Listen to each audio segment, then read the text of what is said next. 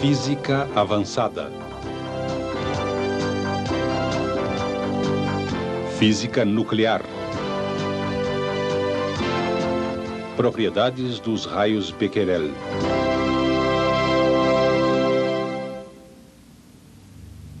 Em 1º de março de 1896, Henri Becquerel descobriu uma forma misteriosa de radiação. Observou que o composto sulfato de potássio uranila emitia continuamente raios invisíveis que não podiam ser ligados ou desligados. A misteriosa radiação descoberta então se tornou conhecida por radioatividade. Becquerel verificou que uma fonte radioativa emitia radiação continuamente a uma taxa razoavelmente constante. Esse processo não era afetado por calor ou por solventes químicos. Ele também verificou que, quando o material radioativo era colocado junto a um eletroscópio carregado, ionizava o ar e as cargas em excesso das folhas do eletroscópio eram rapidamente neutralizadas, descarregando assim o eletroscópio.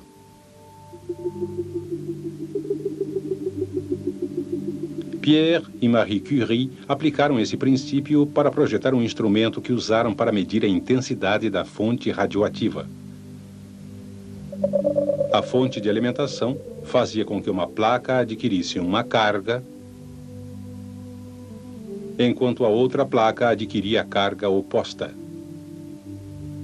Devido à distância entre as duas placas, normalmente não havia circulação de corrente e o medidor registrava 0.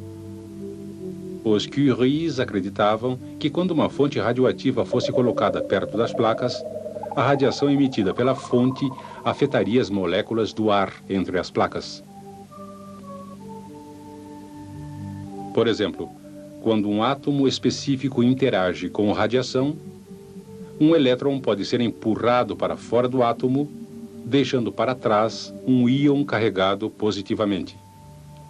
Assim, formam-se muitas partículas carregadas entre as placas do aparelho. A placa carregada negativamente começa a perder elétrons, porque eles são atraídos para os íons.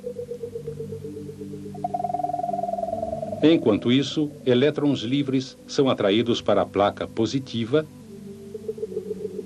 e chegam até ela. O fluxo de cargas através do ar permite que circule uma corrente pelo circuito.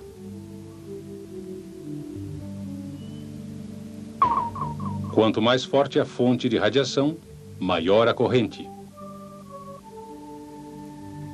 Em 1899, Ernst Rutherford usou esse princípio para examinar a radiação emitida pelo urânio. Colocou absorvedores de folhas muito finas de alumínio perto de uma amostra de urânio e observou o medidor para ver se a leitura do detector se alterava. Observou que a leitura caía rapidamente quando as primeiras folhas eram adicionadas. Mas ao serem juntadas mais folhas, a taxa se reduzia bastante. Um gráfico mostra que a radiação cai muito, folha por folha, até que, depois de 4, ela se estabiliza. A partir desses resultados, Rutherford concluiu que a fonte radioativa deve estar emitindo pelo menos 2 tipos de radiação. Uma tinha uma capacidade de penetração muito pequena, que era completamente absorvida por várias camadas de folha de alumínio. A isso deu o nome radiação alfa. O segundo tipo conseguia penetrar uma espessura muito maior de folha de alumínio. Ele chamou isso de radiação beta. Um ano depois, o físico francês Paul Vallard mostrou que havia um terceiro tipo de radiação que tinha um poder de penetração muito maior que o beta, a radiação gama. Experiências posteriores revelaram que as radiações alfa, beta e gama têm outras diferenças. Uma fonte radioativa envolvida por uma blindagem de chumbo com uma única abertura de um lado produz um feixe de radiação. Quando um campo magnético é colocado perto da fonte, A radiação alfa se encurva ligeiramente em um sentido. A radiação beta se encurva consideravelmente no outro sentido. A radiação gama não é afetada, continuando em uma linha reta. Isso mostra que as radiações alfa e beta consistem de partículas que têm cargas opostas.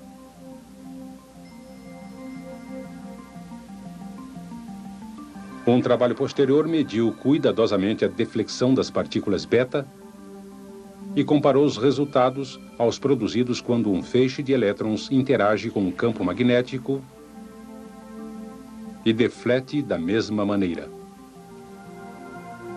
Finalmente, concluiu-se que as partículas beta são idênticas a elétrons. Essas partículas beta se movem a alta velocidade, em alguns casos quase a velocidade da luz. E quanto às partículas alfa? Ernst Rutherford mostrou que as partículas alfa realmente se movem muito mais devagar. Cada partícula alfa é idêntica ao núcleo de um átomo de hélio, que tem 2 vezes a carga de uma partícula beta. Elas também são mais pesadas quando comparadas com partículas beta.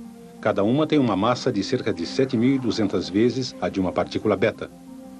Mostrou-se finalmente que a radiação gama era similar à luz visível, em outras formas de radiação eletromagnética. Ela não tem carga, nem massa, e se desloca à velocidade da luz. Em 1911, o físico escocês Charles Wilson desenvolveu um aparelho e obteve uma prova visível direta da radiação. A versão moderna consiste de um bloco de gelo seco em que é colocado um cilindro de plástico. Um anel de material absorvente no interior da vasilha é saturado com álcool. Quando uma fonte radioativa é inserida em uma abertura no cilindro e o aparelho é iluminado por uma fonte luminosa, logo se tornam visíveis rastros de vapor.